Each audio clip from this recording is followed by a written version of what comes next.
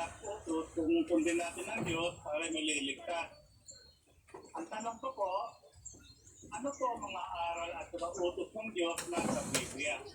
Yun po ang una.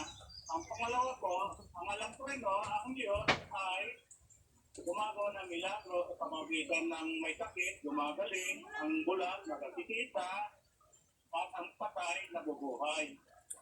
Ngayon, ang Diyos namatay, sa 3 araw, nabuhay siya muli. Ang tanong ko po, ngayon po, meron pa milagro? Salamat po. Alam mo kapatid, ano ko sasagutin kita? Ngayon ba? Kasi dinuulang ito ng ilang makabago ng mga nag-translate ng Biblia. Sa original na Biblia, sa Hebreo at saka sa Grego, walang pangalang Jehova. Unang-una na sa lahat, kasi wala na, hindi na sinuri ng iba, naniwala na lang, hindi nila lang kung galing yung Jehova eh.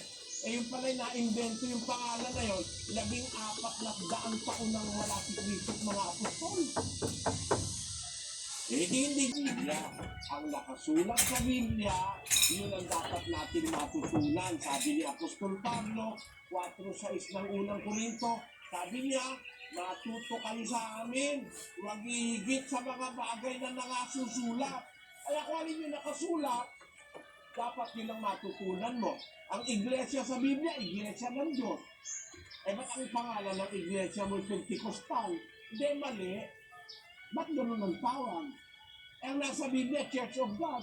Nasa kanila'y ginawa kayo ng Espiritu Santo na mga obispo na pinili niya ng kanyang sariling dugo. Nakasulat sa Biblia, iglesia ng Diyos, kapatid.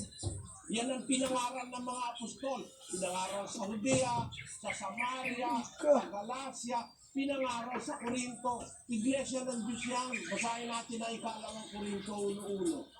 Si Pablo na apostol ni Kristo Jesus sa pamamagitan ng kalooban ng Diyos. Sons of rocks reveal bands of similar magnetic orientation that were equidistant and on both sides of divergent boundaries.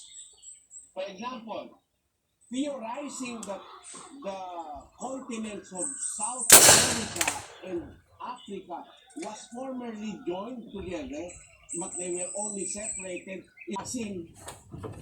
Tapos sinara uli at binutasan yung may banda ng mata.